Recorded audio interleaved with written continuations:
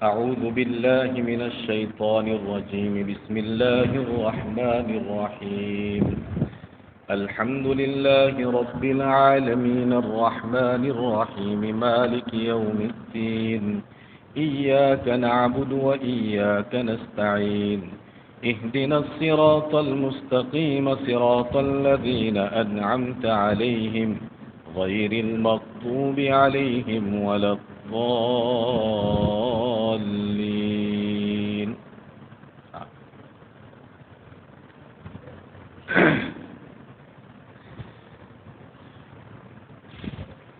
رمضان المبارک کی ہماری یہ تیسری نشست. کل گزشتہ یہ بات چل رہی تھی کہ قرآن مقدس کی جب تلاوت کی جائے تو اس تلاوت کے موقع پر شیطان مردود سے اللہ کی پناہ طلب کی جائے، اللہ کے دربار میں درخواست کی جائے.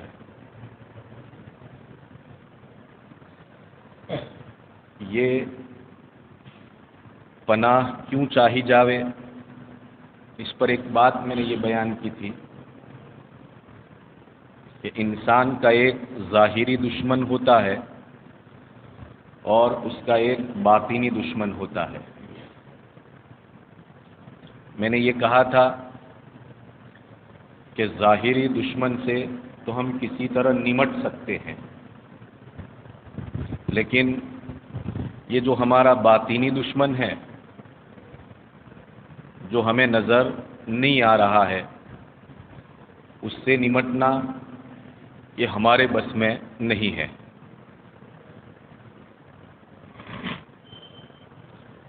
لیکن قربان جائیے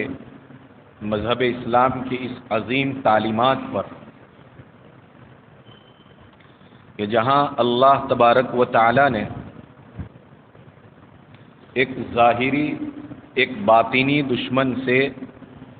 مقابلہ کرنے کا طریقہ بتلایا، وہیں ایک ظاہری دشمن سے بھی نمٹنے کا طریقہ بتلایا ہے. کل ہم نے کہا تھا کہ دنیاوی طریقے تو بہت ہے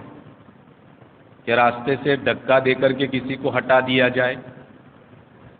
یا کوئی اور طریقہ اپنایا جائے. یہ انسانوں کے اپنے بنائے ہوئے طریقے ہیں، لیکن ہمارا مذہب اس میدان میں بھی کہ آپ اپنے ظاہری دشمن سے جو انسان نما دشمن ہے اس سے نمٹنا ہے تو کس طرح نمٹیں گے، اس کا بھی ایک عجیب و غریب طریقہ بیان فرمایا، اور وہ بھی قرآن مقدس کی آیت کریمہ کہ اگر آپ کے ساتھ کوئی دشمنی پر اتر آیا ہے یا آپ کے ساتھ لڑائی جھگڑے پر اتر آیا ہے، آپ کو نقصان پہنچانے کے اوپر اتر آیا ہے یا آپ کی مار پٹائی کرنے کے اوپر وہ اتر آیا ہے، قرآن اس سے نمٹنے کا ایک بہت ہی شاندار طریقہ بیان کر رہا ہے جسے آج کل کے معاشرے اور سماج میں اپنانے کی بے حد ضرورت ہے. کیا ہے وہ طریقہ؟ قرآن کہتا ہے خذ العفو. سب سے پہلے تو جس دشمن نے آپ کو اذیت اور تکلیف پہنچائی ہے یا وہ جو آپ کو اذیت اور تکلیفیں پہنچانا چاہتا ہے، جو آپ کو جانی مالی نقصان پہنچانا چاہتا ہے، بے شک یہ بہت ہی برا کام وہ کر رہا ہے، لیکن مذہب کی تعلیم یہ ہے کہ خذ العفو، اسے معاف کر دو. سب سے پہلے عفو یہ ہے کہ جو کچھ بھی اس نے کیا ہے آپ کے ساتھ، اس کو آپ اپنے دل و دماغ سے پہلے نمبر پر مٹا دیجئے. خذ العفو، عفا یعفو عفوا، معنی بالکل صاف کر دیجئے. دماغ سے وہ بات نکال دیجئے کہ اس انسان نے میرے ساتھ اس طرح کا سلوک کیا تھا. یہ قرآن کا طریقہ ہوا خذ العفو. اور پھر اس کے بعد قرآن مقدس کیا کہتا ہے؟ وَأْمُرْ بِالْعُرْفِ، اس کی خدمت میں جاؤ، اور وَأْمُرْ بِالْعُرْفِ، اور اسے اچھائی کا حکم دو، اس کو بھلی باتیں سمجھاؤ کہ بھائی کسی کے ساتھ دشمنی ایک حد تک ہوا کرتی ہے، اس سے زیادہ نہیں ہوا کرتی ہے، اس بات کو اب بند کر دیا جائے۔ آپ گالی گلوچ کرتے ہیں تو ہمارے ساتھ اب آپ گالی گلوچ کا کام بند کر دیجئے، اس لیے کہ نبی پاک علیہ الصلاۃ والسلام کا ارشاد گرامی ہے، سباب المؤمن فسوق، مومن کے ساتھ گالی گلوچ کرنا، مومنوں کو برا بھلا کہنا، یہ ایمان والوں کا، اچھے لوگوں کا اور نیک لوگوں کا کام نہیں ہے، یہ تو فاسقوں کا کام ہے۔ سباب المؤمن فسوق وقتالہ کفر، اور اس کے ساتھ لڑائی جھگڑا کرنا یہ کافروں کا کام ہے، کافروں والا کام ہے، یہ ایمان والوں کا کام نہیں ہے، مسلمانوں کا کام نہیں ہے، نبی پاک علیہ الصلاۃ والسلام کے کلمہ پڑھنے والوں کا یہ کام نہیں ہے۔ خود نبوت یہ بات بیان کر رہی ہے کہ سباب المؤمن فسوق وقتالہ کفر، مومنوں کو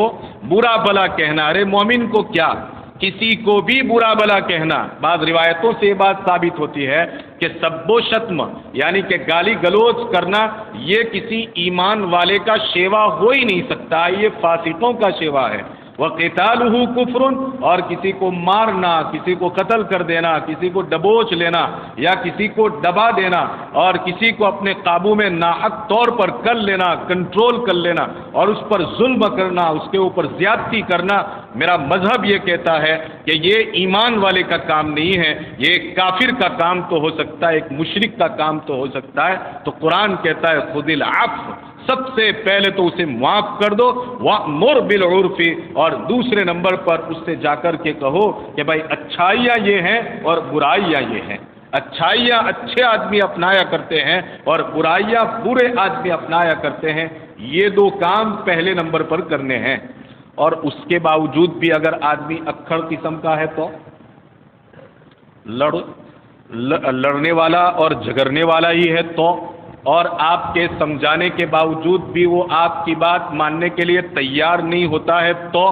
قرآن اس سلسلے میں بہت ہی صاف صاف انداز کے اندر بیان فرما رہا ہے کہ وَأَعْرِضْ عَنِ الْجَاهِلِينَ، اگر وہ آپ کی بات سمجھنے میں نادان ثابت ہوا ہے،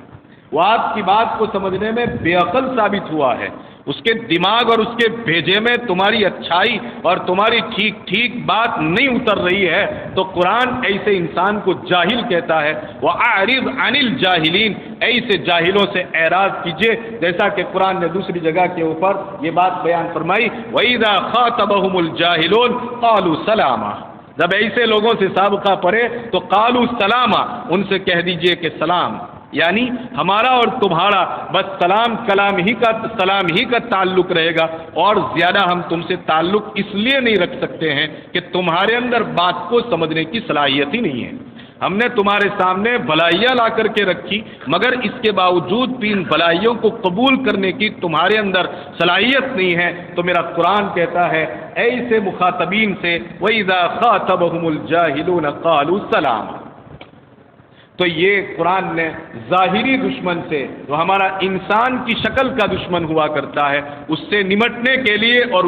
اس کو قابو میں کرنے کے لیے یا اس کو اپنا جگری دوست بنانے کے لیے یہ طریقہ بیان فرمایا۔ اور رہا سوال ہمارا باطنی دشمن، اچھا ظاہری دشمن سے نمٹنے کا ایک اور طریقہ قرآن نے بیان فرمایا، اور ایک بڑی عجیب و غریب بات بیان فرمائی کہ وَلَا تَسْتَوِي الْحَسَنَةُ وَلَا السَّيِّئَةُ، کتنی شاندار بات قرآن کہہ رہا ہے۔ دیکھو دو باتوں کا کمپیریزم ہو رہا ہے یہاں پر، دو باتوں کے درمیان میں حد قائم کی جا رہی ہے کہ لا تستوی الحسنۃ ولا السیئۃ، اچھائی ہے اور برائی ہے، لا تستوی الحسنۃ ولا السیئۃ، اچھائی اور برائی یہ دونوں کبھی برابر ہو ہی نہیں سکتی ہے، اچھا ہے اور برا ہے، اچھائی ہے اور برائی ہے، یہ دونوں کبھی بھی برابر نہیں ہو سکتے ہیں، جس کا سیدھا سا مطلب یہ نکلتا ہے کہ کبھی بھی برائی کا بدلہ، کبھی بھی اچھائی کا بدلہ برائی سے نہیں، اور کبھی برائی کا بدلہ برائی سے نہیں دیا جا سکتا ہے، دونوں باتوں کا بدلہ اگر دیا جا سکتا ہے تو اچھائی ہی سے دیا جا سکتا ہے۔ اگر آپ کے ساتھ کوئی بدسلوکی کر رہا ہے، اگر آپ کے ساتھ کوئی بدزبانی کر رہا ہے، اگر پسے پردہ پیٹھ کے پیچھے آپ کی کوئی غیبت کر رہا ہے اور آپ کے خلاف میں کوئی بغاوت کر رہا ہے، آپ کے خلاف میں ماحول قائم کر رہا ہے، قرآن کہہ رہا ہے ادفع باللتی ہی احسن، آپ کا یہ حق نہیں بنتا ہے کہ آپ بھی اس کی برائی کرنے لگ جاؤ اس کی پیٹھ کے پیچھے، آپ بھی اس کے خلاف کے اندر بدگوئی کرنا شروع کر دو، آپ بھی اس کے خلاف میں گالی گلوچ شروع کر دو، آپ بھی اس کی غیبت کرنا شروع کر دو۔ نہیں، میرا قرآن کہتا ہے ادفع باللتی ہی احسن، ایسی برائی کرنے والے کا بدلہ بہت ہی اچھے طریقے سے دیا جائے۔ اگر وہ آپ کو سلام نہیں کر رہا ہے، آپ سامنے جا کر کے السلام علیکم ورحمۃ اللہ وبرکاتہ کی دعائے سلامتی اس کے سامنے پیش کیجئے۔ میرے نبی کی بتلائی ہوئی دعا ہے، بڑے سے بڑا اور سخت سے سخت پتھر دل رکھنے والا دشمن بھی تمہارا دوست بننے کے اوپر مجبور ہو سکتا ہے۔ السلام علیکم ورحمۃ اللہ وبرکاتہ، اس دعا کے اندر اور اس دعائے سلامتی کے اندر اتنی زبردست تاثیر رکھی ہے اللہ تبارک و تعالیٰ نے کہ ادفع باللتی ہی احسن، فإذا الذی، ہوگا کیا؟ آپ اس کی برائی کا بدلہ اچھائی سے لے رہے ہیں، نتیجہ کیا نکلے گا؟ نتیجہ بھی قرآن بیان کر رہا ہے فإذا الذی بینک وبینہ عداوۃ، وہ شخص جس کے درمیان میں تمہاری اور اس کی دشمنی ہے، بینک وبینہ عداوۃ، تیرے اور اس کے درمیان میں اگر کوئی دشمنی ہے، اس کا نتیجہ یہ نکلے گا کہ کأنہ ولی حمیم، یہ تیرا غمخوار دوست بن جائے گا، تیرا غمخوار دوست بن جائے گا۔ نتیجہ یعنی کیا نکلا معلوم؟ کہ کل تک تیری برائی کرتا تھا، آج وہ تیری تعریف کرنے کے اوپر مجبور ہو جائے گا۔ کل وہ تیرا جانی دشمن بنا ہوا تھا، آج تیری جان کا وہ رکشک بن جائے گا، تیری جان کا وہ محافظ بن جائے گا۔ آج کل تک وہ تیرے مال کو نقصان پہنچانے کے در پہ رہتا تھا، تیرے اس احسان کا نتیجہ یہ نکلے گا کہ اب وہ تیرا مالی نقصان پہنچانے کی بات تو دور رہی، مالی فائدہ پہنچانے کی کوششیں کرے گا۔ کأنہ ولی حمیم، یہ ہے ہمارا غمخوار دوست، غائبانہ تیرے لیے دعائیں کرے گا۔ کل تک تیرے اوپر لعنتیں بیچتا تھا، کل تک تیرے لیے بد دعائیں کرتا تھا، کل تک تیری موت کی دعائیں کرتا تھا، تیری موت کی تمنائیں کرتا تھا، تیری بیماری کی تمنائیں کرتا تھا، تیرے احسان کا نتیجہ یہ نکلے گا۔ قرآن یہ بات کہتا ہے کہ کأنک ولی حمیم، وہ تیرا غمخوار دوست بن جائے گا۔ آج تیری بیماری کی خبر سن کر کے 2 رکعت نماز پڑھ کے تیرے لیے ہاتھ اٹھائے گا، کأنہ ولی حمیم، اس کو غمخوار دوست کہا جاتا ہے، میرے ہر غم کے اندر وہ شریک ہو جاتا ہے۔ تو قرآن نے یہ علاج بھی بیان فرمایا کہ ظاہری دشمن سے اگر نمٹنا چاہو تو نمٹ سکتے ہیں، اس لیے کہ وہ تمہارے سامنے ہے، وہ تم کو نظر آ رہا ہے، تمہارا اس کے ساتھ آمنا سامنا ہو رہا ہے۔ آپ کسی طرح سے اس کے ساتھ احسان کا معاملہ کرے، بھلائی کا معاملہ کرے، نتیجہ یہ نکلے گا کہ کل کی یہ دشمنی آج تمہاری دوستی کے اندر تبدیل ہو جائے گی۔ لیکن جیسا کہ میں نے کل کہا تھا کہ ہمارا ایک کون سا دشمن ہے؟ باطینی دشمن ہے، اندر کا دشمن ہے، جو ہمیں نظر نہیں آ رہا ہے۔ اور کل میں نے آپ کو مثال کے ذریعے یہ بات سمجھائی تھی، کتے والی مثال کے ذریعے، کہ یہ اتنا خطرناک دشمن ہے، اتنا خطرناک دشمن ہے کہ نظر نہ آنے کی بنیاد کے اوپر ہر لمحہ، ہر وقت اور ہر گھڑی، ایک لمحے کے لیے بھی وہ چوک کھانے کے لیے تیار نہیں ہے کہ قرآن ہاتھ میں اٹھایا نہیں کہ دماغ کو کسی اور جگہ کے اوپر لگا دیا، ابھی تکبیر کہیں نہیں کہ دماغ کو کہیں اور اس نے اٹھا کر کے چھوڑ دیا۔ ایسے خطرناک دشمن سے نمٹنا یہ انسان تیرے بس کے اندر نہیں ہے، یہ خدا کہہ رہا ہے۔ بار بار کئی آیات ایسی ہیں قرآن کریم کے اندر، جیسا کہ ایک جگہ پر فَإِذَا قَرَأْتَ الْقُرْآنَ فَاسْتَعِذْ بِاللَّهِ فرمایا، تو دوسری جگہ کے اوپر رب تبارک و تعالیٰ نے فرمایا کہ وَإِمَّا يَنزَغَنَّكَ مِنَ الشَّيْطَانِ نَزْغٌ فَاسْتَعِذْ بِاللَّهِ وَإِمَّا يَنزَغَنَّكَ مِنَ الشَّيْطَانِ نَزْغٌ فَاسْتَعِذْ بِاللَّهِ، اگر شیطان تجھے بہکا دیتا ہے، وَإِمَّا يَنزَغَنَّكَ نَزْغٌ، ایک خاص قسم سے وہ بہکاتا ہے جہاں تک میرا اور آپ کا دماغ نہیں پہنچتا ہے، کہ اس کے پاس الگ الگ آئیڈیا ہے، وہ بڑا آئیڈیل انسان ہے، سمجھ میں آ رہی ہے بات؟ وہ آئیڈیالوجی کو اچھی طرح سے جانتا ہے، وہ بڑا لوجیکلی ہے شیطان، اور اپنے لوجک اور اپنی پوری کی پوری آئیڈیا کا اس کے پیچھے استعمال کر لیتا ہے، اور کسی بھی طرح سے اس چیلنج کے مطابق کہ لأغوینہم اجمعین، میں ان سب کو بہکاتا رہوں گا۔ قرآن کہتا ہے وَإِمَّا يَنزَغَنَّكَ مِنَ الشَّيْطَانِ نَزْغٌ، اگر یہ شیطان تمہیں کہیں بہکا رہا ہے، پھسلا رہا ہے، راہ راست سے تم کو ہٹا رہا ہے، صراط مستقیم پر تم کو رہنے نہیں دیتا ہے، تمہیں جمنے نہیں دیتا ہے، اللہ کہتے ہیں تم اس کا مقابلہ نہیں کر سکتے ہو سوائے اس بات کے کہ فاستعذ باللہ، میری ذات کے اور میرے دربار میں آ کر کے اس سے پناہ کی درخواست کر دو، فاستعذ باللہ۔ اور بہت ساری ایسی آیتیں ہیں کہ جن آیتوں کے اندر اللہ تبارک و تعالیٰ نے اس باطنی دشمن سے نمٹنے کا صرف ایک ہی علاج بیان فرمایا، اور وہ یہی کیا پڑھا جائے؟ اعوذ باللہ من الشیطان الرجیم۔ نہ وقت خرچ ہو رہا ہے، نہ کوئی بل آ رہا ہے، نہ اس کے لیے کسی پیسوں کا استعمال کرنے کی ہمیں کوئی ضرورت پڑ رہی ہے، نہ ہماری زبان کو کسی طرح کی کوئی تکلیف ہو رہی ہے، نہ اس کے پڑھنے کی بنیاد کے اوپر حکومتی سطح سے ہمارے اوپر کوئی پابندی عائد کی جاتی ہے۔ جانور ذبح کرنے پر تو پابندی عائد ہوتی ہے، مگر اس کے باوجود بھی ہم ذبح کر کے ہی دکھاتے ہیں۔ ذرا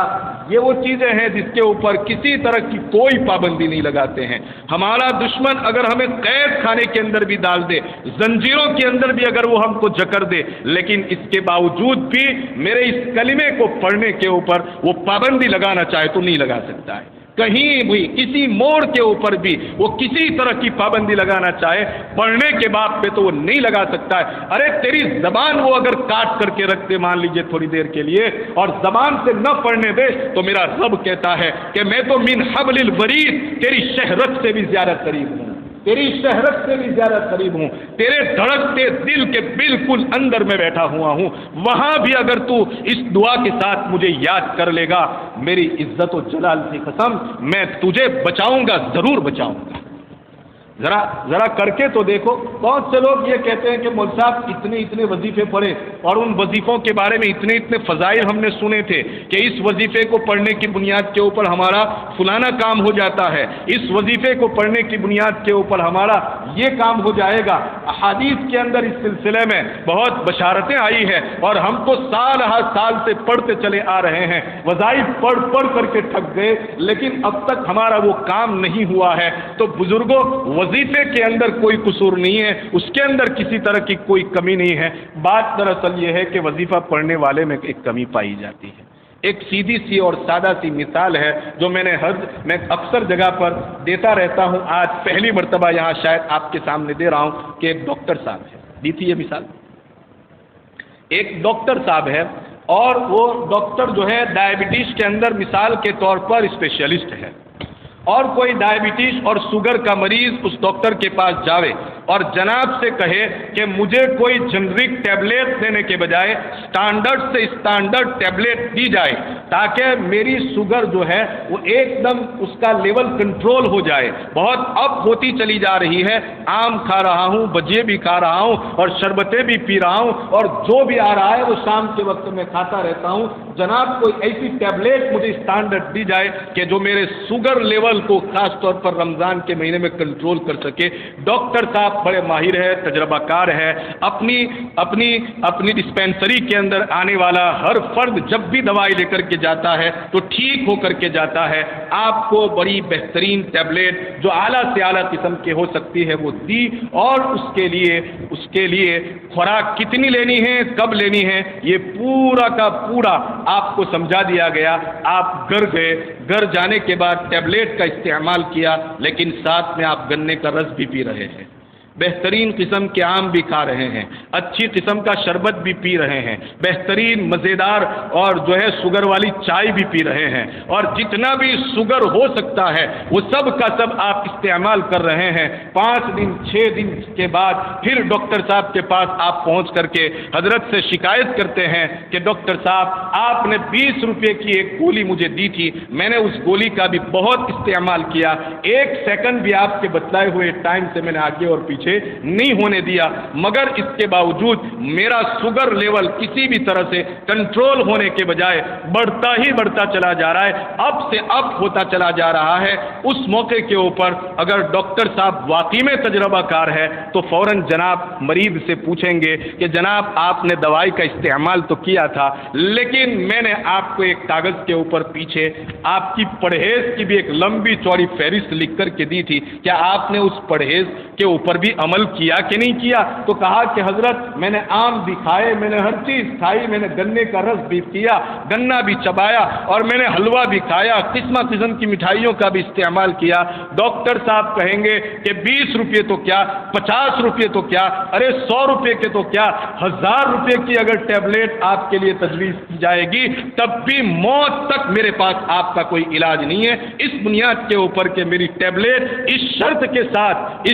کے ساتھ آپ کا علاج کرتی ہے اور آپ کا شوگر لیول کنٹرول کرتی ہے جبکہ آپ پرہیز کے اوپر عمل کریں۔ بزرگوں، جب ڈاکٹر کی دی ہوئی ایک ٹیبلٹ پرہیز چاہتی ہے تو ہماری شریعت کے دیے ہوئے اعمال بھی بہت ساری چیزوں سے پرہیز چاہتے ہیں۔ پرہیز کیا آپ نے نمازیں پڑھی کہ نہیں وقت کے اوپر، یا پھر نمازوں کو چھوڑ دیا آپ نے، یا آپ نے تلاوتیں کی کہ نہیں کی، کیا آپ نے جھوٹ بولنا بند کیا کہ نہیں کیا، کیا آپ نے اپنے آنکھوں کے گناہوں سے توبہ کی کہ نہیں کی، کیا آپ نے غیبت کرنا بند کیا کہ نہیں کیا، کیا آپ نے دماغ سے برے خیالات نکالے کہ نہیں نکالے؟ یہ وہ پرہیز ہے جو پرہیز کیا جائے اور پھر وظیفے کو پڑھا جائے۔ قسم کھا کر کے ہم یہ بات کہہ سکتے ہیں کہ خدا کے قرآن کے اندر اور نبی کی بتلائی ہوئی دعاؤں کے اندر وہ تاثیر ہے کہ وہ سمندر کھانسے مارتے ہوئے سمندر کے اوپر راستے بنا سکتے ہیں اور ایک دم خشک پہاڑ سے پانی کے جھرنوں کو جاری کر سکتا ہے۔ لیکن بات دراصل یہ ہے کہ ہمارے وظیفوں کے ساتھ ساتھ پرہیز نہیں پایا جا رہا ہے۔ تو اللہ تبارک و تعالیٰ نے ایک باطنی دشمن سے نمٹنے کا یہ علاج بیان فرمایا۔ حضرت ابو ذر غفاری رضی اللہ تعالیٰ عنہ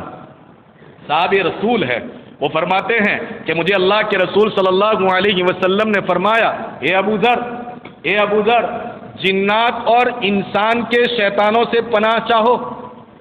جنات اور انسان کے شیطانوں سے، یعنی جنات میں سے اور انسانوں میں سے جو شیطان ہیں ان سے پناہ چاہو۔ ابو ذر غفاری رضی اللہ تعالیٰ عنہ سوچ میں پڑ گئے کہ جناتوں میں سے شیطان ہو یہ تو سمجھ میں آ گئی بات، لیکن انسان میں بھی شیطان ہوا کرتے ہیں، تو پوچھ لیا یا رسول اللہ انسانوں میں بھی شیطان ہوتے ہیں؟ اللہ کے رسول صلی اللہ علیہ وسلم نے فرمایا کہ ہاں، انسانوں میں بھی شیطان پائے جاتے ہیں۔ اس روایت سے بھی پتہ چلتا ہے کہ ظاہری اور باطنی دونوں قسم کے دشمنوں سے اگر تم پناہ چاہتے ہو، اگر تم اس کا مقابلہ کرنا چاہتے ہو تو اللہ کی پناہ میں آ جاؤ۔ امام ترمذی رحمۃ اللہ علیہ نے، امام ابو داؤد رحمۃ اللہ علیہ نے، طبرانی نے اور مسند احمد نے ایک روایت نقل فرمائی، اور غالباً اس روایت کو امام بخاری رحمۃ اللہ علیہ نے بھی نقل فرمایا ہے۔ فرماتے ہیں کہ اللہ کے رسول صلی اللہ علیہ وسلم کی خدمت میں دو آدمیوں کا جھگڑا ہو گیا۔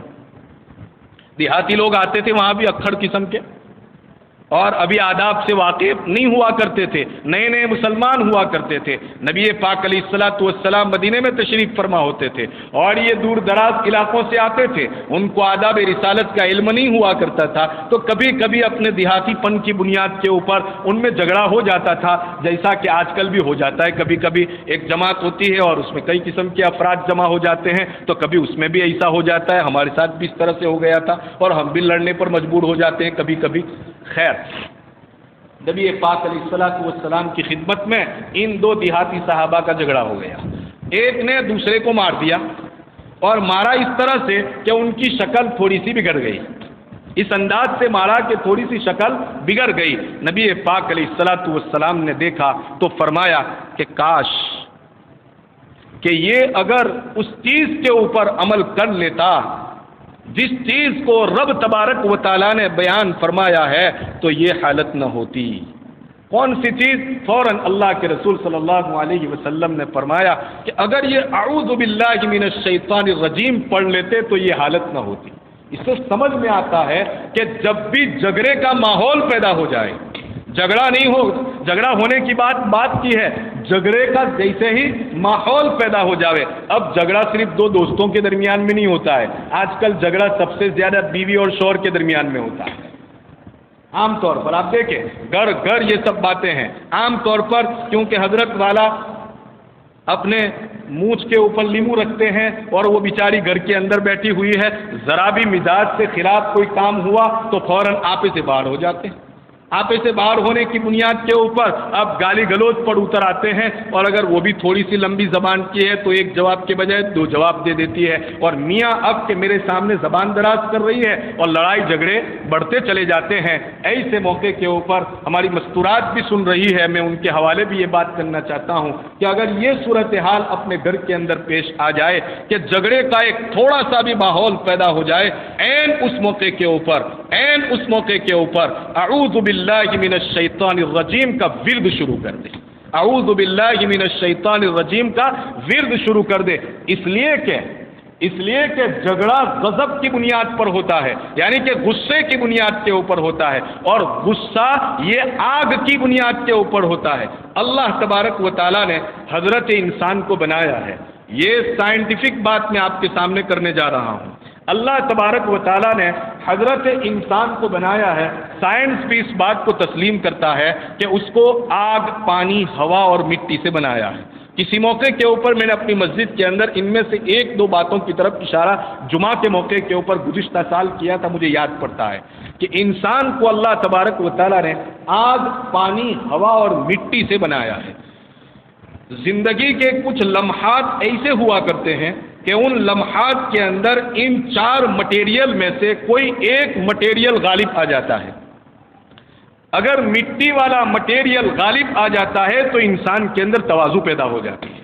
مٹی والا مٹیریل، اور اللہ تبارک و تعالیٰ نے ویسے بھی حضرت انسان کے ان چار مٹیریل میں مٹی کا مٹیریل زیادہ استعمال کیا ہے. آپ کو یاد رہنا چاہیے ہمارے اندر آگ بھی ہے، ہوا بھی ہے، اور پانی بھی ہے، اور مٹی بھی ہے، لیکن مٹی کا مٹیریل اور مادہ جو ہے رب تبارک و تعالیٰ نے کثیر مقدار میں استعمال فرمایا. تو عام طور پر انسان متواضع ہوا کرتے ہیں. اکثریت انسانوں کی متواضع ہوتی ہے، چند ہی ہوتے ہیں جن میں تکبر پایا جاتا ہے اور پھر مسائل کھڑے ہوتے ہیں. خیر، تو کبھی حضرت انسان میں جو آگ کا مادہ پایا جاتا ہے، یہ آگ کا مادہ کسی بنیاد پر کیا حدیث سے یہ اشارے ملتے ہیں. ایک جگہ پر نبی پاک علیہ الصلوۃ والسلام نے فرمایا اللہم انی اعوذ بک من ہمزات الشیاطین. یہ تو قرآن کی آیت کریمہ، وَأَعُوذُ بِكَ رَبِّ أَن يَحْضُرُونَ وَأَعُوذُ بِكَ رَبِّ أَن يَحْضُرُونَ. اے میرے پروردگار میں تیری پناہ چاہتا ہوں اس بات سے کہ أن يحضرون، یہ شیاطین میرے پاس آ جائے اور یہ شیطان میرے پاس آ کر کے مجھے وہ کام کرواوے جو کام کرنے کا تو نے حکم نہیں دیا ہے. ایک روایت میں الفاظ آتے ہیں من حمزہ ونفثہ، یہ الفاظ آئے ہیں من حمزہ ونفثہ، شیطان کی پھونکوں سے، شیطان کی طرف سے انسان کو جو بہکایا جا رہا ہے، وہ سب سے زیادہ یہی جو اس کی حیوانی طاقت ہے، اس کی جانور کی سی جو طاقت اس کے اندر پائی جاتی، یعنی اس کا جو آگ کا مادہ ہے وہ غالب آ جاتا ہے، جس کو لے کر کے اس کو غصہ آتا ہے. اب غصہ آتا ہے تو غصے پر کنٹرول نہ کرنے کی بنیاد کے اوپر یہ ماحول پورے طور پر لڑائی اور جھگڑے کے اندر تبدیل ہو جاتا ہے. تو غصے کے آنے کا سبب کون بنا؟ اصل سبب کون ہے؟ شیطان ہے. این اس موقع کے اوپر اگر اعوذ باللہ من الشیطان الرجیم پڑھا جائے، اللہ کی ذات سے امید ہے کہ رب تبارک و تعالی اس جھگڑے کے ماحول کو ختم کر کے پھر دوبارہ پیار، محبت، مودت اور پریم کا واتاورن بنانے کے اوپر قادر ہے. تو یہ اعوذ باللہ من الشیطان الرجیم ہے تو قرآن کی تلاوت کے موقع کے اوپر، لیکن میں آپ کو سمجھانا چاہتا ہوں کہ یہ کئی جگہوں کے اوپر کام آنے والی چیز ہے. بیت الخلاء چلے گئے، بیت الخلاء کے اندر بھی آپ کو معلوم ہونا چاہیے کہ وہاں زیادہ سے زیادہ شیاطین رہتے ہیں، وہاں زیادہ سے زیادہ شیاطین رہتے ہیں. اور بیت الخلاء میں اگر انسان بلا وجہ کے ضرورت سے زائد بیٹھا رہتا ہے تو یہ بات ثابت ہوتی ہے کہ اس انسان کے اوپر شیطان اثر ڈالتا ہے، اور یہ اثر اس انداز سے کہ کبھی تو اس کے خیالات کو الٹا یعنی کہ برے خیالات کے اندر تبدیل کر دیتا ہے، پھر بیت الخلا سے نکلنے کے بعد وہ اپنے برے خیالات کے اندر گھومتا رہتا ہے اور ایک خیال پھر دوسرا خیال پھر تیسرا خیال پھر چوتھا خیال، اسی طرح غلط تصورات قائم کر کے پھر الگ الگ قسم کے وہ گناہ کرتا رہتا ہے۔ میرے آقا کی تعلیم پر قربان جائیے کہ اس کا بھی خیال رکھا کہ اے انسان، اگر تو بیت الخلا جا رہا ہے، اپنی ضرورت کو پورا کرنے کے لیے جا رہا ہے، پیشاب کے لیے جا رہا ہے، پاخانے کے لیے جا رہا ہے، یاد رکھ یہ شیطان وہاں بھی تجھے چھوڑنے والا نہیں ہے۔ اس کی وجہ علماء نے یہ لکھی ہے کہ شیطان گندا ہے اور گندگی کو بہت پسند کرتا ہے۔ شیطان گندا ہے، گندگی کو بہت پسند کرتا ہے۔ شیطان ناپاک ہے اور ناپاکی کو بہت پسند کرتا ہے۔ تو سب سے زیادہ ناپاکی اور سب سے زیادہ گندگی اگر کسی جگہ پائی جاتی ہے تو وہ ہمارے ٹوائلٹ اور بیت الخلا کے اندر پائی جاتی ہے۔ اس لیے روایتوں سے یہ بات ثابت ہوتی ہے کہ خبیث قسم کے شیاطین وہاں پر موجود ہوا کرتے ہیں۔ آقا نے ان شیطانوں سے بچنے کے لیے دعا سکھلائی کہ تم نہیں بچ سکتے، اگر اندر بیٹھا ہوا ہو تو ہاتھ پکڑ کر باہر نکال دیں گے کہ چل باہر نکل، ابھی میں آیا ہوں۔ وہ تو نظر آتا نہیں ہے، اس سے مقابلہ کیسے کریں گے؟ اس لیے میں بار بار کہہ رہا ہوں، یہ ہمارا کیسا دشمن ہے؟ باطنی دشمن ہے، چھپا ہوا دشمن ہے، مجھے نظر نہیں آ رہا ہے۔ تو آقا نے کہا کہ اندر داخل ہونے سے پہلے پیاری پیاری ایک دعا جو ہم نے اپنے مکتب میں سیکھی تھی اپنے استادوں سے، جو بھول گئے ہوں گے شاید، اللہ ہم کو یاد رکھا ہے یہ چیزیں، بار بار پڑھتے ہیں تو وہ چیزیں یاد رہتی ہے۔ کسی نے مجھ سے پوچھا کہ یہ روایتیں بہت ساری کیسے یاد رہتی ہے، تو میں نے کہا کہ میں نے اپنے استاد سے اسی طرح کا ایک سوال کیا تھا کہ اتنی ساری روایتوں کو ہم کیسے یاد کریں گے، تو حضرت نے ہمیں یہ جواب دیا تھا۔ حضرت رحمۃ اللہ علیہ، میرے شیخ حضرت مولانا ابو الحسن رحمۃ اللہ علیہ نے یہ جواب دیا تھا کہ بیٹے اس کو یاد کیا نہیں جاتا ہے، اس کو یاد رکھا نہیں جاتا ہے، اس کے لیے ایک عمل ہے۔ جس روایت کے اندر جو بات بیان فرمائی ہے، زندگی میں اس کے اوپر عمل کرتے رہو تو یہ روایتیں اس خود یاد ہوتی رہے گی اور یہ روایتیں یاد ہوتی چلی جائے گی۔ ورنہ تجربہ یہ ہے کہ بہت ساری روایتیں، علماء یہاں پر بیٹھے ہوئے ہیں، ہو سکتا ہے کہ کچھ علماء اس سے مستثنا ہوں، لیکن اکثر کی میں حالت جو ہم آپس میں بیٹھ کر کے سنتے رہتے ہیں کہ وہ یاد کرتے ہیں بیان کرنے کے لیے، بیان کے اندر ان روایتوں کو بیان بھی کر دیتے ہیں، 1 مہینہ 2 مہینہ 3 مہینے کے بعد اگر پوچھی جائے تو پھر وہ روایت یاد نہیں رہتی ہیں۔ علماء یہ بات بیان کریں گے کہ سچی ہے کہ غلط۔ بہت ساری مرتبہ ایسا ہوتا ہے، اکثر و بیشتر مرتبہ ایسا ہوتا ہے۔ تو اس کے اوپر جب عمل کیا جاتا ہے اور بار بار اس کے اوپر عمل کیا جاتا ہے تو پھر وہ دماغ سے کبھی نکلتی نہیں ہے، وہ باتیں نکلتی نہیں ہیں۔ میرے آقا نے کیسی بہترین تعلیم دی، اللہم، اے اللہ، انی اعوذ بک، میں تیری پناہ چاہتا ہوں، من الخبث والخبائث، گندگیوں سے بھی پناہ چاہتا ہوں، والخبائث، اور ان شیطانوں سے بھی میں تیری پناہ چاہتا ہوں۔ جب یہ پڑھ کر کے بندہ بیت الخلا میں جاتا ہے تو وہ شیطانی اثرات سے محفوظ رہتا ہے، اللہ تبارک و تعالیٰ اس کو اپنی حفاظت میں لے لیتے ہیں۔ ارے اتنا ہی کیا، کل گزشتہ بھی میں نے وہاں یہ روایت سنائی تھی، اتنا ہی کیا، آج بہت سارے لوگوں کو ایک شکایت ہے کہ مول صاحب ہمارے چھوٹے چھوٹے، ہم کو بھی شکایتیں ہیں، کہہ لیجئے ہر ایک کو یہ شکایتیں ہیں الگ الگ طریقے کے اوپر کہ مول صاحب ہماری اولاد ہے نا، یہ بہت ہی شرارت کرتی رہتی ہے اور ایسے ایسے کام کرتی ہے کہ گویا ہماری سمجھ میں ہی نہیں آتے ہیں، بار بار ان کو روکا جاتا ہے، بار بار ان کو تنبیہ کی جاتی ہے، بار بار ان کو ٹوکا بھی جاتا ہے اور قسم سے ان کو ڈرایا اور دھمکایا جاتا ہے، مگر اس کے باوجود بھی یہ سر چڑھ جاتے ہیں، اس کے باوجود بھی ایک بھی سننے کے لیے تیار نہیں۔ ادھر دھمکایا تو تھوڑی دیر کے لیے بیٹھ جائیں گے اور جیسے ہی ہم وہاں سے ہٹ جاتے ہیں تو فوراً اپنی مستی کے اندر آ جاتے ہیں اور عجیب عجیب قسم کی شرارتیں کرتے رہتے ہیں۔ میرے آقا نے ایک دعا سکھلائی تھی کہ جب مرد اور عورت کی ملاقات ہوتی ہے تو اس ملاقات سے پہلے آقا نے ایک دعا سکھلائی ہے، میاں بھی پڑھے اور بیوی بھی پڑھے۔ میاں بھی پڑھے اور بیوی بھی پڑھے. میرے آقا نے جب یہ دعائیں سکھلائی ہے تو مجھے اس کو بیان کرنے میں پھر کون سی شرم محسوس ہو سکتی ہے؟ نبوت نے اپنی زبان سے عام مجموع کے اندر یہ دعائیں بیان فرمائی ہے. میں بھی اسی سنت کے اوپر عمل کرتے ہوئے آپ حضرات کے سامنے اس کو بیان کر رہا ہوں کہ جب مرد اور عورت کی ملاقات ہوں اور ملاقات سے پہلے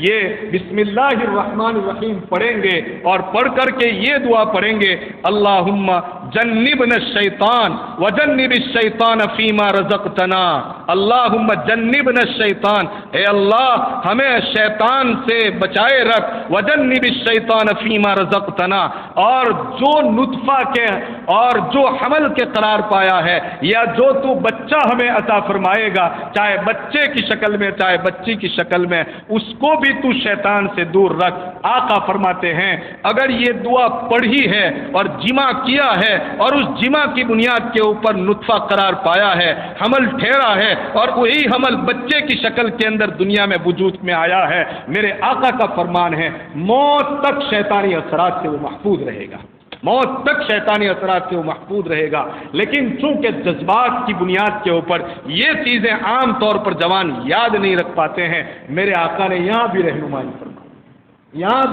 فرمائی ہے. میرا دین کتنا عظیم دین ہے، ہزاروں سلام اس کے اوپر اور ہزاروں مرتبہ ہم درود و پاک کا تحفہ پیش کریں، اس کے باوجود بھی نبوت محمدی کے ساتھ ہم اپنے عشق اور اپنی محبت کا حق ادا نہیں کر سکتے ہیں. وہ کون سا موڑ ہے اور وہ کون سی جگہ ہے جہاں پر آقا نے میری اور آپ کی رہنمائی نہ فرمائی ہو؟ ذرا دیکھیں تو صحیح.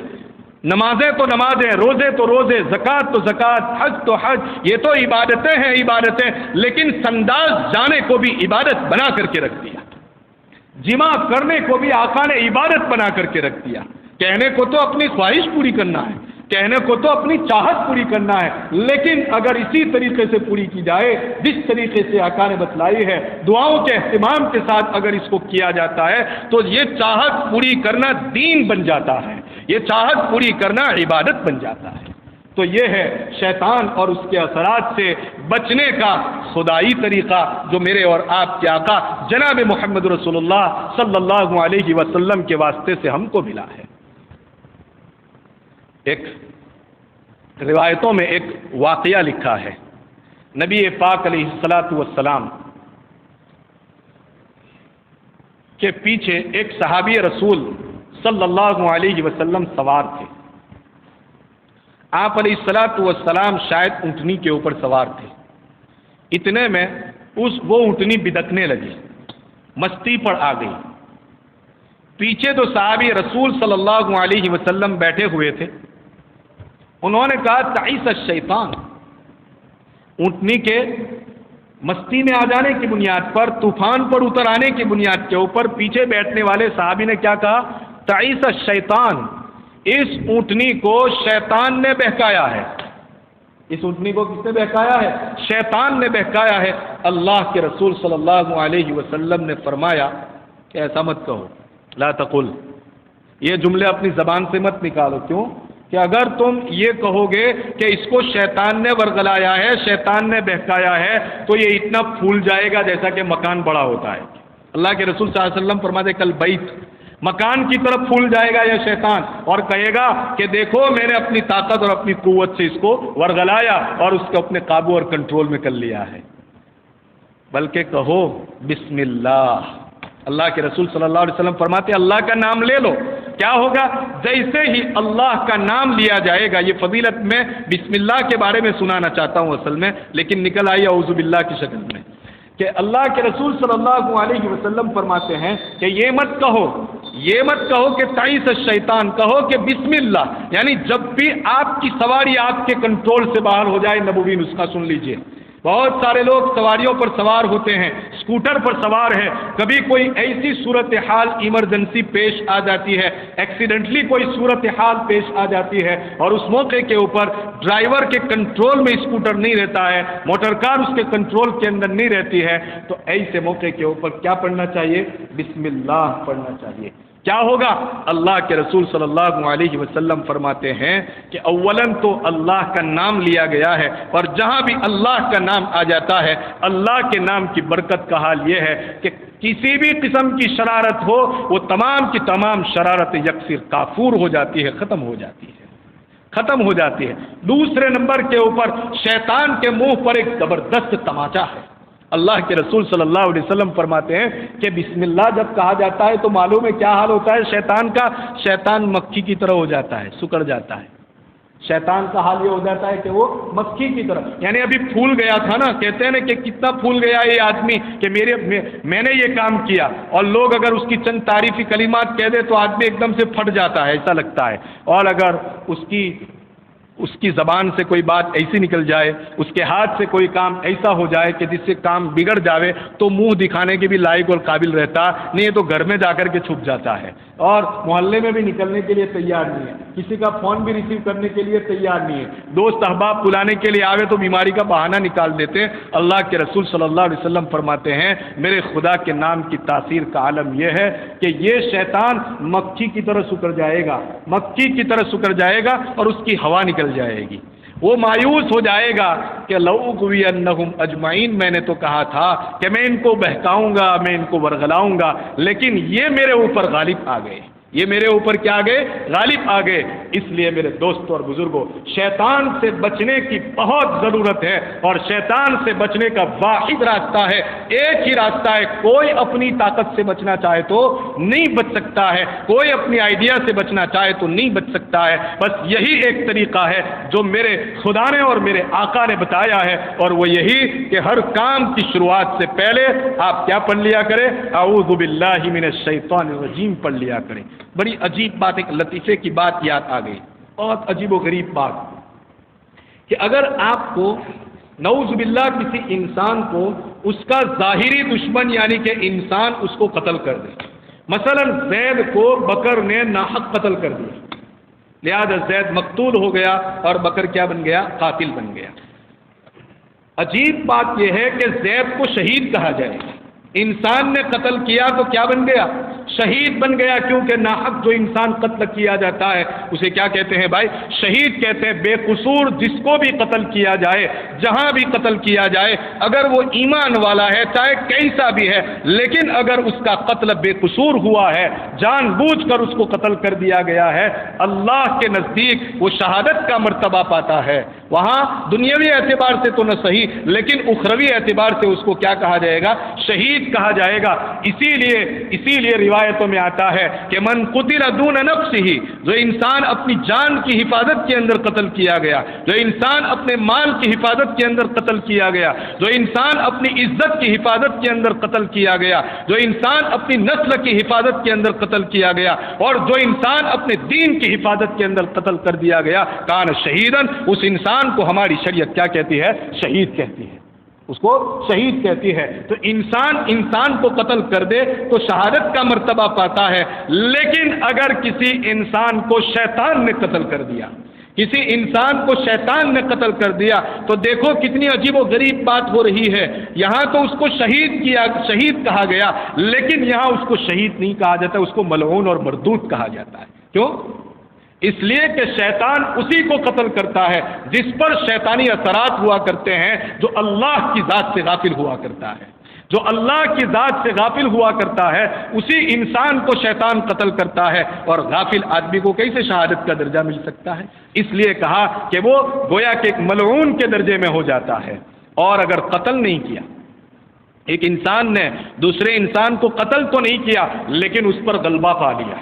اس پر اپنا پربھتو جما لیا، اپنی ڈھاک جما لی اس کے اوپر، اور اس کو دبا دیا، اور اس کو اپنے کنٹرول میں کر لیا کہ خبردار اگر حق بات کے اوپر بھی اپنی زبان سے کوئی بات کہنے کی کوشش کی تو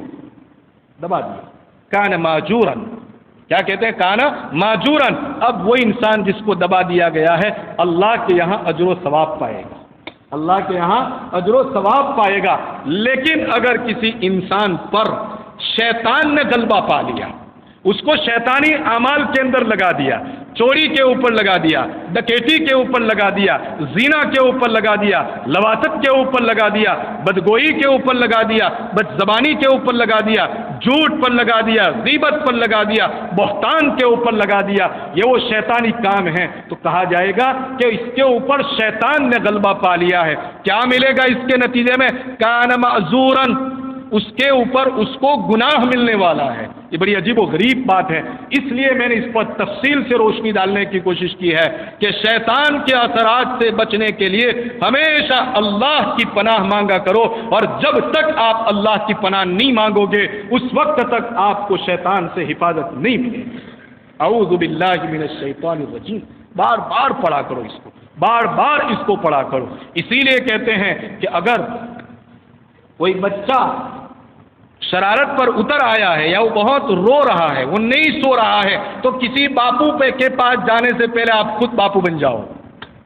کسی کے پاس جانے سے پہلے آپ خود پڑھ لو یہ کلمات، میں اور آپ ہر ایک یاد کر سکتے ہیں، ہر ایک یاد کر سکتے ہیں۔ اعوذ بکلمات اللہ التامہ، اعوذ بکلمات اللہ التامہ 10 مرتبہ پڑھیں گے یاد ہو جائے گا۔ اعوذ بکلمات اللہ التامہ من الشیطان اللامہ، اے اللہ اعوذ، میں پناہ چاہتا ہوں تیرے ان کلمات سے جو تام ہے۔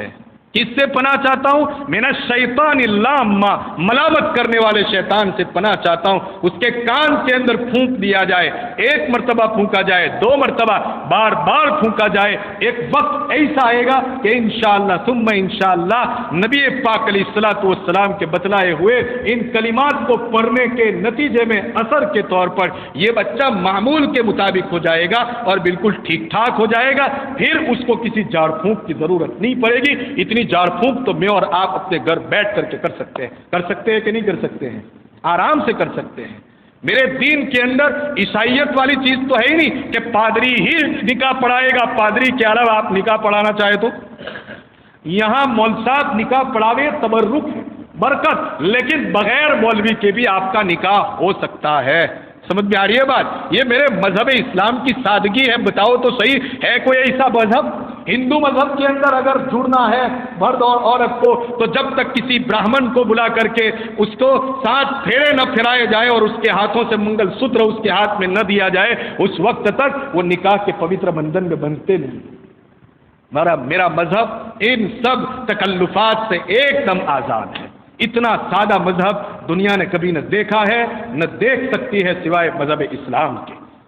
اتنا سادہ مذہب ہے۔ تو ہر موڑ کے اوپر شیطان سے پناہ مانگا کرے، کسی بھی صورت کے اندر اس شیطان کو اپنے اوپر غالب نہ ہونے دے۔ ہمارے لیے اتنا آسان نسخہ اللہ تبارک و تعالیٰ نے اور نبی پاک علیہ الصلوۃ والسلام نے عطا فرما دیا ہے۔ اب پھر ہم کہیں کہ مولوی صاحب کیا کرے؟ شیطان پیچھا نہیں چھوڑتا ہے، شیطان پیچھا نہیں چھوڑتا ہے۔ ارے بھائی، شیطان کیوں پیچھا نہیں چھوڑ رہا ہے؟ تو نے اس کا پیچھا نہیں چھوڑا ہے اب تک، شیطان نے نہیں، تو نے ابھی تک شیطان کا پیچھا نہیں چھوڑا ہے۔ تیرے جس نبی کا کلمہ پڑھا ہے، ذرا اس نبی کی تعلیم کا ایک ایک ورق پلٹ کر کے تو دیکھ، اور اس نبی نے اس شیطان سے پیچھا چھڑانے کے لیے وہ کیسی آسان دعائیں تجھے سکھلائی ہے۔ کیا تو نے کبھی ان دعاؤں کو پڑھا؟ کیا تو نے کبھی ان دعاؤں کو اپنی زندگی کے اندر اپنایا؟ اور اپنا کر کے پھر تو کہہ سکتا ہے کہ ہاں میں نے بہت پڑھی، اس کے باوجود بھی مجھے کوئی اثر نہیں ہوا؟ کوئی نہیں کہہ سکتا ہے زندگی کے اندر۔ یہ تعلیم اپنے ہر گھر کے اندر چلائی جائے کہ شیطان مردود سے پناہ چاہنی ہے، اللہ کی پناہ میں آنا ہے، اس لیے کہ اس باطنی دشمن کا مقابلہ میں اور آپ نہیں کر سکتے ہیں۔ انشاءاللہ باقی کی بات کل ہم یہیں سے آگے بڑھائیں گے انشاءاللہ۔ درود شریف پڑھیں۔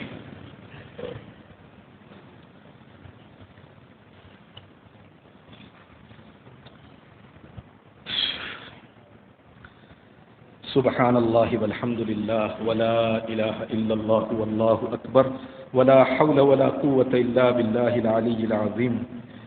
سبحان اللہ وبحمدہ عدد خلقہ ورضا نفسہ وزینة عرشہ ومداد کلماتہ۔ اللہم لا نحصی ثناء علیک انت کما اثنیت علی نفسک۔ ربنا ظلمنا انفسنا وان لم تغفر لنا وترحمنا لنکونن من الخاسرین۔ اللهم صل على سيدنا محمد وعلى آل سيدنا محمد وبارك وسلم۔ اللهم صل على محمد النبي الأمي الطاهر الزكي صلاة تحل بها العقد وتفك بها الكرب۔ اللهم صل على محمد ما اختلف الملوان وتعاقب العصران وكرر الجديدان واستقل الفرقدان، وبلغ روحه وأرواح أهل بيته منا التحية والسلام، وبارك وسلم تسليما كثيرا كثيرا۔ ربنا ظلمنا انفسنا وان لم تغفر لنا وترحمنا لنكونن من الخاسرين ربنا آتنا في الدنيا حسنة وفي الآخرة حسنة وقنا عذاب النار وقنا عذاب القبر وقنا عذاب الحشر وقنا عذاب الفقر وقنا عذاب الدين واحشرنا يوم القيامة مع المتقين مع الإيمان واحشرنا يوم القيامة مع المتقين مع الأبرار اللهم توفنا مسلمين والحقنا بالصالحين اللهم غير خزايا ولا ندامى ولا مفتونين اللهم امسينا وامسى الملك لله رب العالمين اللهم إنا نسألك خير هذه الليلة فتحها ونصرها ونورها وبركتها وهداها اللهم إني أعوذ بك من شر ما فيها وشر ما بعدها اللهم إنا نعوذ بك من الفتن اللهم إنا نعوذ بك من الفتن ما ظهر منها وما بطن اللهم إنا نعوذ بك من الفتن ما ظهر منها وما بطن اللهم إنا نعوذ بك من الفتن ما ظهر منها وما بطن اللهم أصلح لنا شأننا كله ولا تكلنا إلى أنفسنا طرفة عين ولا تنزع منا صالح ما أعطيتنا ولا تنزع منا صالح ما أعطيتنا ولا تنزع منا صالح ما أعطيتنا اللهم آتنا أفضل ما تؤتي عبادك الصالحين من فضلك اللهم آتنا أفضل ما تؤتي عبادك الصالحين من فضلك اللهم نقنا من الخطايا كما ينقى الثوب الأبيض من الدنس اللهم نقنا من الخطايا كما ينقى الثوب الأبيض من الدنس اللهم باعد بيننا وبين خطايانا كما باعدت بين المشرق والمغرب اللهم باعد بيننا وبين خطايانا كما باعدت بين المشرق والمغرب ہے اللہ ہم نے اپنی جانوں پر بہت ظلم کیا ہے اللہ ہم نے اپنی جانوں پر بہت ظلم کیا ہے اے اللہ ہم نے اپنی جانوں پر بہت ظلم کیا ہے اے اللہ اگر تو مغفرت نہیں کرے گا اے اللہ اگر تو نے مغفرت نہیں فرمائی اے اللہ اگر تو نے ہم پر رحم نہیں کھایا اے اللہ اگر تو نے ہم پر نہیں ترس کھایا اے اللہ ہم خاسرین میں سے ہو جائیں گے اے اللہ ہم نقصان اٹھانے والوں میں سے ہو جائیں گے اے اللہ ہم نقصان اٹھانے والوں میں سے ہو جائیں گے اے اللہ ہم نقصان اٹھانے والوں میں سے ہو جائیں گے ربا تجھے بہت ناراض کیا ہے اے اللہ تجھے بہت ناراض کیا ہے اے اللہ بہت ناراض کیا ہے اے اللہ بار بار توبہ کر کے توبہ توڑ دیتے ہیں اے اللہ بار بار توبہ کر کے توبہ توڑ دیتے ہیں اے اللہ بار بار توبہ کر کے توبہ توڑ دیتے ہیں اے اللہ پھر بھی تو کتنا رحیم ہے تو کتنا کریم ہے اے اللہ تو کتنا کریم ہے تو کتنا رحیم ہے تو معاف کر دیتا ہے پھر بھی اللہ اے اللہ اب بھی معاف فرما دے اللہ اب بھی معاف فرما دے اللہ پھر معاف فرما دے اللہ تو نے کل بھی معاف کیا تھا اے اللہ پھر ایک مرتبہ معاف فرما دے اللہ اے اللہ معاف فرما دے اللہ یہ تو معافی کے دن تو نے دیے ہیں اللہ اے اللہ تو نے بخشش کے دن عطا فرمائے ہیں اے اللہ تو نے مغفرت کا سامان پہنچایا ہے اے اللہ تو مغفرت کا سامان عطا کرے تو اے اللہ بخشش کے دن عطا کرے اور ہماری بخشش نہ ہو اللہ ایسا کیسے ہو سکتا ہے اے ربا معاف فرما دے معاف فرما دے معاف فرما دے اے اللہ تیرے سہارے زندگی گزار رہے ہیں ربا تیرے سہارے زندگی گزار رہے ہیں ربا تیرے سہارے زندگی گزار رہے ہیں اے اللہ ورنہ دشمن تو اے اللہ ایک سیکنڈ کے لیے بھی زندہ رہنے دینے کے لیے تیار نہیں ہے اے اللہ تیرے سہارے زندگی گزار رہے ہیں اے اللہ تیری حفاظت میں زندگی گزار رہے ہیں تیری حفاظت میں زندگی گزار رہے ہیں اے اللہ کل بھی تیری حفاظت میں تھے آج بھی تیری حفاظت میں ہے اے اللہ آئندہ کل بھی اپنی حفاظت میں رکھ اے اللہ اپنی حفاظت میں رکھ لا تکلنا الی انفسنا اے اللہ لمحہ بھر کے لیے ہمیں اپنی جانوں کے اپنے نفسوں کے حوالے مت کر اے اللہ ہمیں ایک لمحے کے لیے بھی اپنے نفس کے حوالے مت کر اے اللہ ہمارا نفس بڑا خوگر بن چکا ہے اللہ گناہوں کا عادی بن چکا ہے اللہ گناہوں کا عادی بن چکا ہے اللہ اے اللہ یہ گناہوں کا عادی بن چکا ہے ایک سیکنڈ کے لیے بھی اس کے حوالے ہمیں مت کر ایک سیکنڈ کے لیے بھی اس کے حوالے مت کر اے اللہ اپنی حفاظت میں لے لے اپنی حفاظت میں لے لے اپنی حفاظت میں لے لے اے اللہ ہمیں گناہوں سے اس طرح سے پاک اور صاف کر دے جیسا کہ سفید کپڑے کو گندگیوں سے صاف کیا جاتا ہے اے اللہ سفید کپڑے کو میل کچیل سے صاف کیا جاتا ہے اے اللہ ہمارے اور ہمارے ہمارے گناہوں کے درمیان میں ایسی دوری کر دے اے اللہ، ایسی دوری کر دے جیسا کہ مشرق و مغرب کے درمیان تو نے دوری رکھی ہے۔ اے اللہ ہمیں گناہوں سے ہمیشہ کے لیے دور کر دے۔ اے اللہ گناہوں کی نفرت دل میں جما دے، اے اللہ گناہوں کی نفرت دل میں جما دے، اے اللہ طاعت کا ذوق اور شوق پیدا فرما دے، طاعت کا ذوق اور شوق پیدا فرما دے، ایک ایک نیکی کو چن چن کر کے عمل کرنے کی توفیق نصیب فرما، اور ایک ایک گناہ سے بچنے کی توفیق نصیب فرما، ایک ایک گناہ سے بچنے کی توفیق نصیب فرما۔ اے اللہ بڑے قیمتی ایام گزرتے چلے جا رہے ہیں، اے اللہ ٹوٹی پھوٹی عبادتیں کرتے چلے جا رہے ہیں، قبول فرما لے۔ اے اللہ ہمارے روزوں کو قبول فرما لے، اے اللہ ہماری تسبیحات کو قبول فرما لے، ہماری خیر خیرات کو قبول فرما لے، اے اللہ ہماری تلاوتوں کو قبول فرما لے، اے اللہ ہماری خدمت خلق کو قبول فرما لے، اے اللہ ایک ایک عمل کو قبول فرما لے، ایک ایک عمل کو قبول فرما لے، ایک ایک عمل کو قبول فرما لے۔ اے اللہ تو بڑا فیاض ہے، اے اللہ تو بڑا سخی ہے، اے اللہ تو بڑا دینے والا ہے، اے اللہ تیرے خزانے میں کوئی کمی نہیں ہے، تیرے خزانے میں کوئی کمی نہیں ہے، تیرے خزانے میں کوئی کمی نہیں ہے۔ اے اللہ ہمیں دے دے وہ چیزیں جو ہماری ضرورت کی ہے، اے اللہ دنیا میں بھی عزت عطا فرما، آخرت میں بھی عزت عطا فرما، اے اللہ دنیا آخرت کی ذلتی سے ہماری پوری پوری حفاظت فرما، ہماری پوری پوری حفاظت فرما۔ اے اللہ ہم میں سے ہر ایک بیمار ہے، اے اللہ ہم میں کا ہر ایک بیمار ہے، الگ الگ نوعیتیں سے بیمار ہے، اے اللہ ہر ایک کو اپنی اپنی بیماریوں سے شفا کاملہ نصیب فرما، ہر ایک کو اپنی اپنی بیماریوں سے شفا کاملہ نصیب فرما، ہمارے مرحومین کی بال بال مغفرت فرما، اے اللہ ضرورت مندوں کی ضرورتیں پوری فرما، اے اللہ حاجت مندوں کی حاجتیں پوری فرما، اے اللہ بے نکاحوں کے نکاح کے غیب سے فیصلے فرما، بے اولاد کا اولاد نصیب فرما، پریشان حالوں کی پریشانیاں دور فرما، مقروضین کو کے قرضوں کی ادائیگی کی غیب سے شکلیں اور صورتیں پیدا فرما، اے اللہ حلال اور طیب رزق نصیب فرما، اے اللہ جو لوگ تنگی رزق کے اندر مبتلا ہے وسیع اور فراخ رزق نصیب فرما، وسیع اور فراخ رزق نصیب فرما، حلال اور طیب رزق نصیب فرما، اے اللہ خاص طور پر ہماری بستی میں ہدایت کی ہوائیں عام کر دے، اے اللہ ہدایت کی ہوائیں عام کر دے، اے اللہ ہدایت کی ہوائیں عام کر دے، اے اللہ ہمارے مدارس کی حفاظت فرما، مساجد کی حفاظت فرما، دینی درسگاہوں کی حفاظت فرما، مکاتب اسلامیہ کی حفاظت فرما، مراکز دینیہ کی حفاظت فرما، اے اللہ دعوت کے کام کی حفاظت فرما، کام کرنے والوں کی حفاظت فرما، اے اللہ جہاں جہاں بھی اعلاء کلمت اللہ کے لیے جس شکل کی کوششیں ہو رہی ہے، اے اللہ ان تمام کوششوں کو تو قبول فرما لے، اے اللہ ان مجاہدین اسلام کو اے اللہ ہمت عطا فرما، اے اللہ ان کی نصرت فرما، ان کی تائید فرما، ان کی مدد فرما، جہاں جہاں مسلمان پریشان ہیں اور جہاں جہاں مغلوب نظر آ رہے ہیں،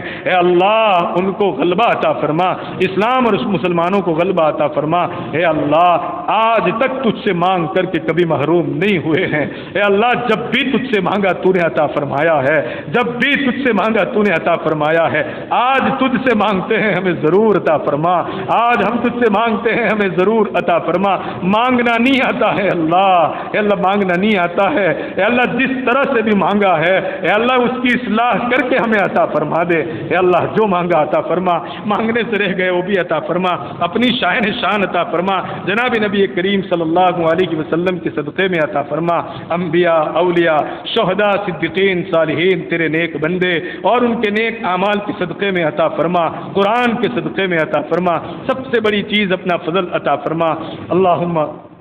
إنا نسألك من خير ما سألك به نبيك وحبيبك محمد صلى الله عليه وسلم ونعوذ بك من شر ما استعاذك منه نبيك وحبيبك محمد صلى الله عليه وسلم أنت المستعان وعليك البلاغ ولا حول ولا قوة إلا بالله العلي العظيم سبحان ربك رب العزة عما يصفون وسلام على المرسلين والحمد لله رب العالمين برحمتك يا أرحم الراحمين. السلام عليكم.